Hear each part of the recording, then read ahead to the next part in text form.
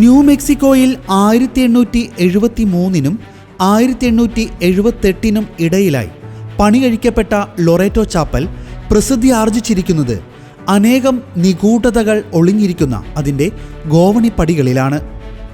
കെട്ടിട നിർമ്മാണത്തിൽ അഗ്രഗണ്യരായ എഞ്ചിനീയർമാർ പോലും മുട്ടുമടക്കിയ അത്ഭുത ഗോവണി. 19-ാം നൂറ്റാണ്ടിൽ സിസ്റ്റേഴ്സ് ഓഫ് ലൊറേറ്റോ സന്യാസ സമൂഹത്തിനായി സാന്റിഫയിലെ ബിഷപ്പിന്റെ കൽപ്പന പ്രകാരം നിർമ്മിക്കപ്പെട്ടതായിരുന്നു ഗോതിക് ശൈലിയിലുള്ള ലൊറേറ്റോ ചാപ്പൽ. മഠത്തിനടുത്തായി പെൺകുട്ടികൾക്ക് വേണ്ടി ഒരു സ്കൂളും ലൊറേറ്റോ സന്യാസ സമൂഹത്തിന്റെ മേൽനോട്ടത്തിൽ നടത്തിപ്പോന്നിരുന്നു.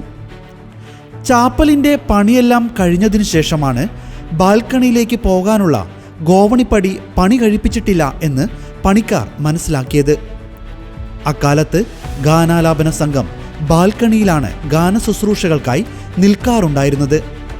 ഇതിനെക്കുറിച്ച് ചോദിക്കാൻ സിസ്റ്റേഴ്സ് ചാപ്പൽ ഡിസൈൻ ചെയ്ത ആൻറ്റോയിങ് മൗലിയെ അന്വേഷിച്ചിറങ്ങി. എന്നാൽ അപ്പോഴേക്കും അദ്ദേഹം മരിച്ചുപോയിരുന്നു. പിന്നീട് ഗോവണിപ്പടികൾ നിർമ്മിക്കാനുള്ള പരക്കം പാച്ചിലിലായിരുന്നു കന്യാസ്ത്രീകൾ. നാട്ടിലെ പ്രഗത്ഭരായ എല്ലാ പണിക്കാരെയും അവർ കണ്ടു. എന്നാൽ പരിമിതമായ സ്ഥലമേ ഉണ്ടായിരുന്നുള്ളൂ എന്ന് കണ്ട് അവരെല്ലാം പിന്മാറി. ചെറിയ ചാപ്പലിൽ ഗോവണി കൂടി വന്നാൽ അത് അഭംഗിയായിരിക്കുമെന്ന് അവർ പറഞ്ഞു. കന്യാസ്ത്രീകൾ ആകെ പ്രതിസന്ധിയിലായി. പ്രശ്നപരിഹാരത്തിനായി അവർ വിശുദ്ധ ഔസേപ്പിതാവിനോട് നൊവേന ചൊല്ലി പ്രാർത്ഥിച്ചു. കന്യാസ്ത്രീകൾ സാക്ഷ്യപ്പെടുത്തിയതിൽ പ്രകാരം പ്രാർത്ഥന തീർന്നപ്പോൾ ചാപ്പലിലെ വാതിലിനടുത്തായി ഒരു മനുഷ്യനെ അവർ കണ്ടു. തീർത്തും അപരിചിതനായ ആ മനുഷ്യൻ താനൊരു തച്ചനാണെന്നും അടുത്ത 3 മാസത്തേക്ക് ചാപ്പലിനുള്ളിലേക്ക് ആരെയും കടത്തിവിടാതെ നോക്കാമെങ്കിൽ മനോഹരമായ ഗോവണിപ്പടികൾ നിർമ്മിച്ചു തരാമെന്നും വാക്ക് നൽകി. പ്രാർത്ഥന കഴിഞ്ഞ ഉടനെ ഗോവണിപ്പടികൾ നിർമ്മിച്ചു തരാൻ ഒരാളെ നിയോഗിച്ചതിൽ അവർ ഔസേപ്പിതാവിൻ്റെ മാധ്യസ്ഥത്തിന് നന്ദി പറഞ്ഞു. ചാപ്പലിൻ്റെ വാതിലുകൾ പൂട്ടി അദ്ദേഹം ചാപ്പലിനുള്ളിൽ തന്നെ താമസിച്ച് പണികൾ നടത്തിപ്പോന്നു. അങ്ങനെ 3 മാസങ്ങൾ. 3-ാം മാസം അവസാന ദിവസം കന്യാസ്ത്രീകൾ ഗോവണിപ്പടികൾ കാണാൻ ചാപ്പലിനുള്ളിലെത്തി. മനോഹരമായ ഗോവണിപ്പടികൾ കണ്ട് കന്യാസ്ത്രീകൾ സന്തോഷമടക്കാനാവാതെ നിന്നു. 2 ചുറ്റുകളിലായി 6 മീറ്റർ നീളത്തിലെ ഗോവണിക്ക് താങ്ങുകൾ ഉണ്ടായിരുന്നില്ല.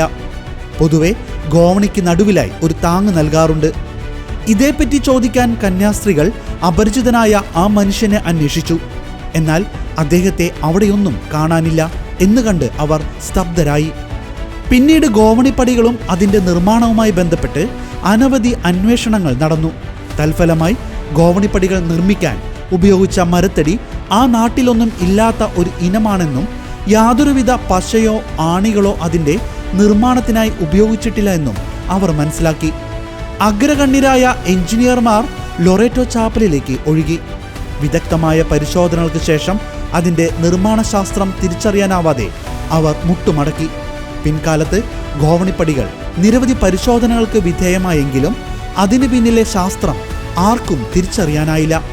അങ്ങനെ ആ കൊച്ചു ലൊറേറ്റോ ചാപ്പൽ പ്രശസ്തമായി.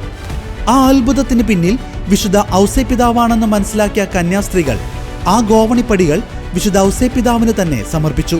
തൊഴിലാളികളുടെ മധ്യസ്ഥനായ വിശുദ്ധ ഔസേപ്പിതാവിൻ്റെ പ്രധാന അത്ഭുതങ്ങളിലൊന്നായി ഇന്നും ആ ഗോവണിപ്പടികൾ അവിടെ നിൽക്കുന്നു.